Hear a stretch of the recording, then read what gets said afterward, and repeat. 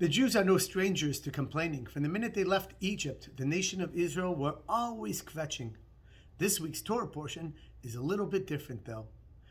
In this case, it is the first cousin of Moshe and Aaron, his name was Korach, that began a terrible and bitter dispute, challenging the very positions of leadership that Moshe and Aaron had, complaining to the Jewish people that why did they take the two choicest positions as Nasi, the leader of the Jewish nation, and as Kohen Gadol, the high priest, for themselves, leaving nothing for others, especially since Korach himself believed that he was passed over from taking or being offered any position of importance at all. And so he gathered princes, leaders of the Jewish people, to join him in this rebellion and revolution against Moshe and Aaron.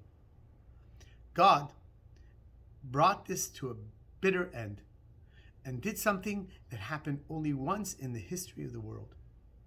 And to prove that Korach was wrong and that Moshe and Aaron only became who they were because this is what God wanted, God performed a miracle and provided that the earth would open up and swallow Korach and his entire followers up, and to provide a death to them that had never been seen before. Usually when people see miracles of this magnitude, they immediately know, wow, this is coming from God. How were we so silly? Why did we challenge Moshe and Aaron? But actually the complaining didn't stop even then. They continued, and others came and said, Moshe and Aaron, you killed Korach? You killed his followers, the people that joined his rebellion? This is what you took us out of Egypt for, to bring death upon the Jewish people? And God got angry again and brought a plague that killed 14,700 people. The question is, why didn't they learn? I mean, honestly, you see the earth open up and swallow just the very people that complained and challenged Moshe? Don't you think you would learn your lesson? How is it that once again, there was an uprising against Moshe? And the answer may be that Korach and all the others just felt entitled. Entitled when you think that you deserve a certain privilege, or there is something that's coming to you that you're deserving. Why does that happen? Well, first of all, they say there are certain traits to people that feel entitled. Forget about, I'm not here to discuss how you became entitled to begin with. But when you're entitled, you'll see that there are certain things that accompany entitlement that really we see were displayed by Korach. One of those things is that you think that the rules don't apply to you. And so he didn't want the rules of leadership. He wanted to challenge Moshe. They are truly self-absorbed. When others were given ranks of honor, this bothered him to no end. And guess what else? They're argumentative. Wow, Korach fit that bill exactly. They go out of their way to serve themselves, doing things that are odd and strange and even self-destructive.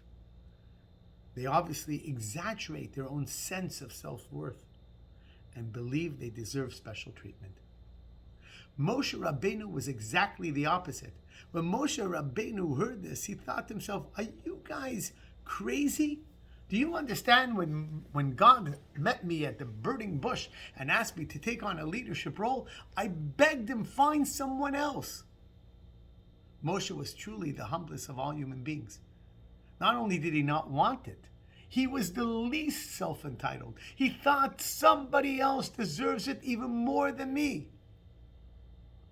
And the more that he thought that somebody deserves it more than himself, the more God bestowed him with greatness.